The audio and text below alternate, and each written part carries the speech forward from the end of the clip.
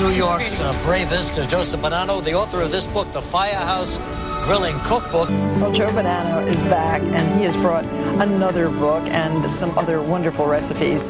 Joe is on duty every night at Ladder Company 152 in Queens, New York, and he cooks dinner for his colleagues, family style.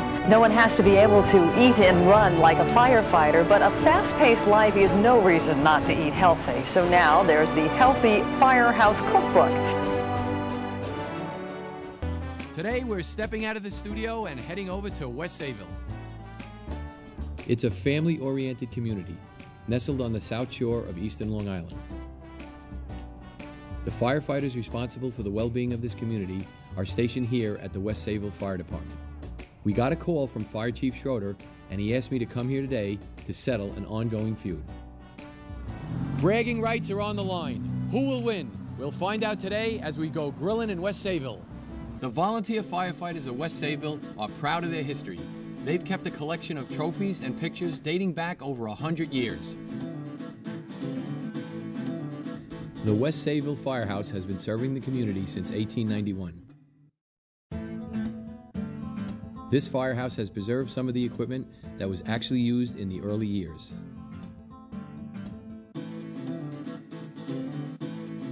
The tradition of being an extremely competitive group still carries on to this day.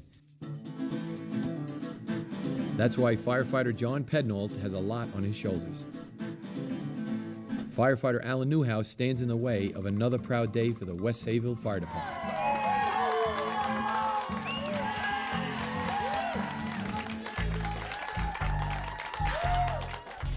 Good morning. My name is John Pednault. I'm a career firefighter with the Bohemia Fire Department, and I'm here to give some cooking lessons to the West Sayville Fire Department on the correct cooking of chicken teriyaki. Let there be no mistake. We're here to find out who's the best cook between the West Sayville and Bohemia Fire Departments. My judges and I are ready to decide this battle for bragging rights.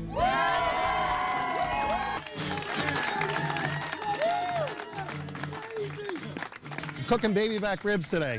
One of the keys is to removing the silver skin from the back of the baby back rib. The easiest way is to start it on one of the chine bones and then just pull. This allows the smoke and the seasonings to permeate the meat better. The next step for me to make my ribs is my spices. A cup of paprika, a cup of brown sugar, a tablespoon of garlic powder, a tablespoon of chili powder, half a tablespoon of cayenne pepper, and a tablespoon of garlic powder. Mix until it's ready to go. I've been doing these ribs for a little while now. Everybody seems to love them. It's a good addition to our firehouse. We just built our smoker this summer, me and a bunch of the guys. The next step in making a ribs process is putting the rub onto the ribs. We rub on the inside, a little rub on the outside, and you're gonna let it sit for like 12 hours. Your next step would be is to put them onto the smoker.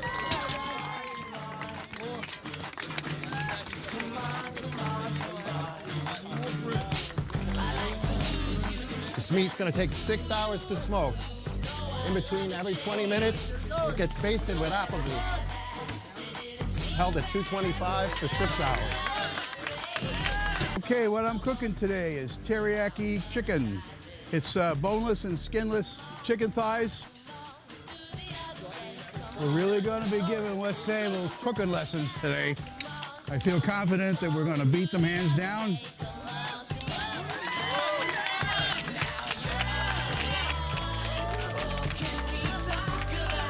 It's marinated in the truck room over here for an hour and a half. And now I'm grilling it over a barbecue. I'm going to complement it with a brown and wild rice mixture that I'm highlighting with salsa with mango and peach in it. Gives it a little brighter taste. Sometimes some people don't care for the teriyaki too much. So I make it a little lighter. You can have straight chicken.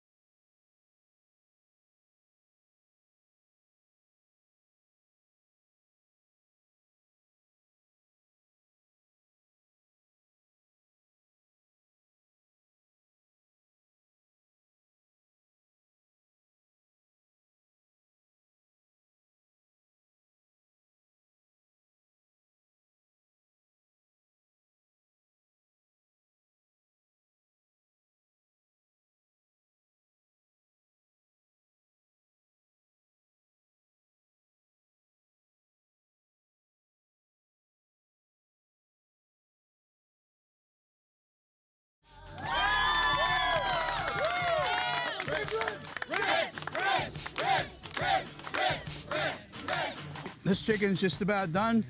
I'm gonna start picking it off now, the better pieces. And the contest is over.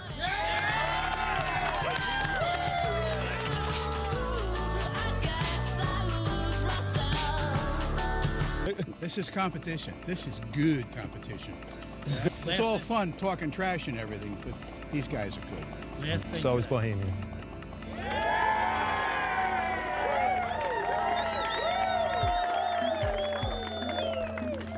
Very good.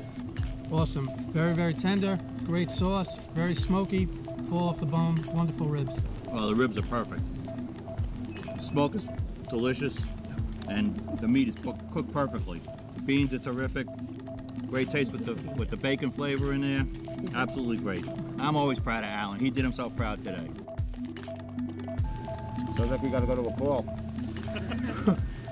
These are delicious. They're very smoky. The sauce is excellent. Chicken is very good. Meat is tender. Flavor's delicious. And I'm going to see how it goes with the rice. Very good. Delicious. Wonderful flavor. Very, very tender. Very juicy. Not dried out at all. Perfectly cooked. Nice char. Wonderful job. I think it's really, really good. It's cooked perfect, and I think it's going to be tough to decide. I agree. The chicken is cooked perfectly. The sauce on it gave it a nice char, and the mango salsa really sets it off. John did a great job today. Confident we're going to win. It's going to be close. Good competition now. I think we tied for first. I think we tied too.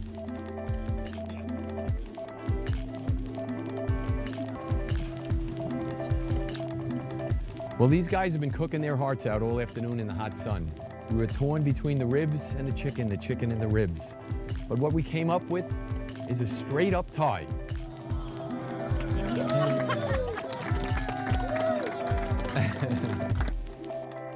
Let me tell you something about here. I was invited to come up here to the chief's office. They opened up the department for me. They made everything ready for me. They welcomed me like I was a regular member. I came here, I cooked. We are all having a good time. It doesn't get any better than that. That's all it's about. I have 42 in. I'm a career firefighter. I know what it's all about. I have 18 in. It's my brother, because he's a fireman. Yes. And as we say, it's time to take up on...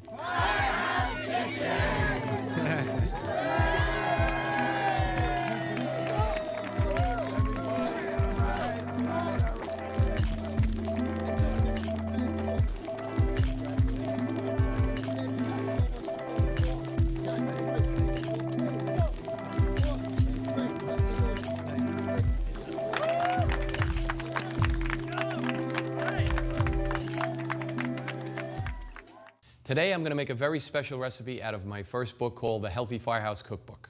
This recipe is called El Diablo Sausage and Lentil Stew. And the reason we call it El Diablo is because Diablo is Spanish for the devil. And we used to call fires that we would run into the Red Devil, and we were going to go in there and fight it. So in honor of that, we call it El Diablo Sausage and Lentil Stew. A hearty, healthy, one-pot meal that was a big hit in the local firehouses that I worked in. The one reason I like this recipe in particular for firehouses, and a particular challenge I had as a chef, not just a firefighter, is no other chef in the world has to worry that an alarm's going to come in and out they go. So I had to time my meals not only to get them on the table in time, but also interspersed with our alarm runs that we had to respond to. So the reason I picked all of these ingredients is my first book was healthy. So I tried to get my firefighters that I worked with eating healthy.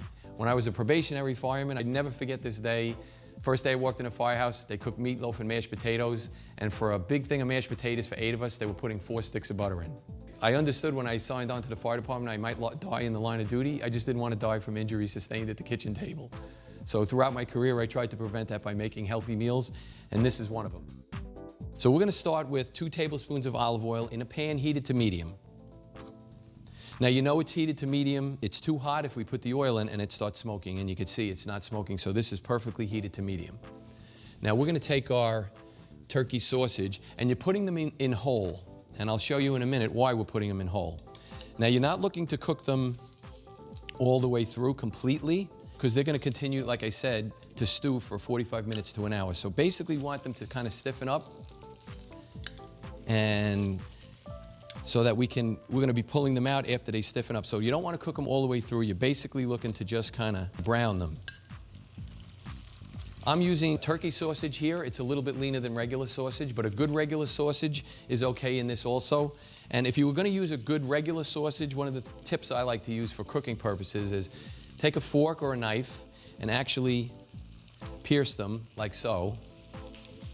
And one of the reasons that even though it's sausage and even though it's lean, they still do have some fat in it. And we do want to render some of that fat into the dish, which adds flavor and also stops it from sticking on the bottom. So as you turn them, kind of pierce them. Now we're not looking to, again, cook them all the way through. We really want the meat to kind of stiffen up a little bit so we can slice it. If I were to take these out now and slice them, it would kind of fall apart. So we really want some of the meat to cook. I want to say 2/3 of the way through to the center. If you cut one open and it happens to look a little pink inside, don't worry about it. They're going to be re-sauteed in this. Now I'd like to talk a little bit about some of the other ingredients that we're going to use in this dish, and one in particular is the lentils. A great source of fiber, a great source of iron. When they come in the package from the stores, take them out of the package, sometimes they don't really clean them. So you want to really rinse them, drain them, let them dry, and then put them back in. And it's kind of an interesting ingredient, lentils, because they're almost like a rice. Those of you who don't know what lentils are, it's almost like a rice, and rice pulls the flavor of whatever you're cooking inside it and adds a lot of flavor. So we have turkey sausage here, we have chicken broth, garlic, onion. Some of that will all be in this kind of rendered fat, and it'll also pull right into the lentils and that's what gives this dish a particular amount of flavor. Okay, now these have browned properly, and you can leave the kind of rendered fat in there if you like, but if you want to be extra healthy, which I was, you can actually take a bowl, because these are ready to be sliced now. They've stiffened up enough, they're browned. I'm going to take them out now, and we can slice them up. But before you slice them up, if you want to save a few calories, a few fat calories, and really make this an extra healthy dish, you can actually just take this and you can see how much fat. And actually that is not going to add a lot more to this dish. The dish is going to be flavorful enough, so you can actually do that. Kind of get that out of the way. And then what we're going to do here, is take these sausages, kind of line them up, and you're going to make like 1/4-inch rounds. And you can see they're a little pink inside. And you can see, actually, this is done exactly perfect. A little pink inside, about 1/3 of the way in is brown. You're going to slice these up. Now, while these are slicing, and these are still hot, because those onions and garlic are going to take a little while to sweat. So I can actually do a little two-handed cooking here, get these going. Now, even though I drained the fat off, the sweating of the garlic and onion will continue to release its water into there so that they don't stick. And then that's what you're looking to do. These actually came out absolutely perfect, slightly pink inside, and they are going to continue to cook in there. Okay, I've taken out one of the turkey sausage here, and you can see it's about 2/3 of the way cooked and slightly pink in the middle. That's about the time we want to actually turn the heat up a little bit to high. And of course, very quickly, we're going to have to add our 6 cups of chicken broth. Now, I prefer to make a homemade type of a stock. This is store-bought chicken broth. One of the things you want to look for in the store-bought chicken broth is the amount of calories in it. The lower the calories, the thinner the stock, and it's really not going to make for a good flavor. So when you go to the store and you buy a good chicken stock, make sure it's got between 75 and 100 calories per serving. It means they actually put some chicken in it, not just use some water and dip the chicken in it, and they call it chicken broth. So get a good quality chicken broth. Homemade stock, of course, always better. Okay, now we're going to want to add our lentils. Lentils in particular, I like some of the beans, red kidney beans, black beans. You kind of have to soak overnight if you don't buy them in the can. 24 hours, we didn't have the time to do that. So lentils is one of the few beans out there and legumes that you can actually just put in, and again, it'll act like a rice. Within 45 minutes to 50 minutes of cooking in here, like a rice, it'll pull a lot of the flavor in. So you just add these like so. This is going to be heating up on high. Give it a good stir. You don't want them to kind of sink to the bottom and stick. Once it comes to a boil, we're going to cut it down to simmer, and we're going to add just regular chopped tomatoes. Not seeded or anything like that, just chopped tomatoes. Okay, give that a good stir. And then 1.5 cups water. Now you might say the water is kind of watering this down, but actually, again, like a rice, one of the great things about lentils, and the great thing about this dish, is the lentils themselves will actually pull a lot of that water into them, soften them up, give them flavor, and it'll pull in all the flavor of the spices and the other ingredients that we're using. We're going to turn that down to simmer. 45 minutes later, all of those lentils have absorbed all those spices, chicken broth, sausage, tomatoes, other ingredients have really kind of melded into a delicious, delicious hearty recipe that we'd had up at the Firehouse. Now there's a unique expression to the New York City Fire Department called take up.